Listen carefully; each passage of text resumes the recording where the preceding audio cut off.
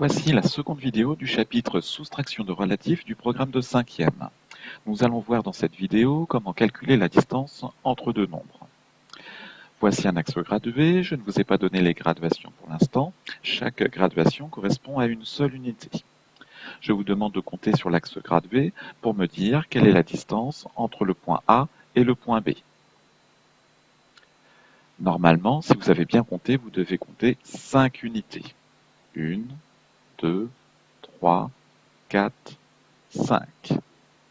La distance entre le point A et le point B est de 5 unités. Je vous donne maintenant les graduations. Quelle est la distance entre les nombres moins 4 et 1?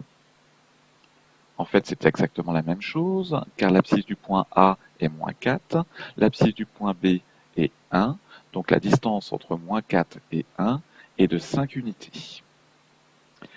Quel calcul a-t-on effectué ici?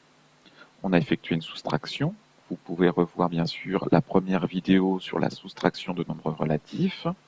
1 moins moins 4 est égal à 1 plus 4. J'additionne son opposé, qui est égal à 5. Voici un autre exemple. Vous pouvez mettre la vidéo sur pause pour essayer d'effectuer et de calculer la distance entre A et C. L'abscisse du point C est 6, l'abscisse du point A est moins 4. Je soustrais les abscisses, 6 moins moins 4, qui est égal à 10. Vérifions sur l'axe. 1, 2, 3, 4, 5, 6, 7, 8, 9 et 10. Voici un dernier exemple. On ne va pas dessiner l'axe, ce serait très long. On va calculer cette distance directement. Vous allez pouvoir mettre sur pause la vidéo pour essayer d'effectuer le calcul.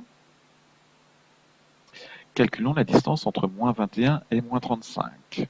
Première étape, il faut repérer le nombre le plus grand. Pour cela, vous pouvez bien sûr revoir la vidéo sur la comparaison des nombres relatifs.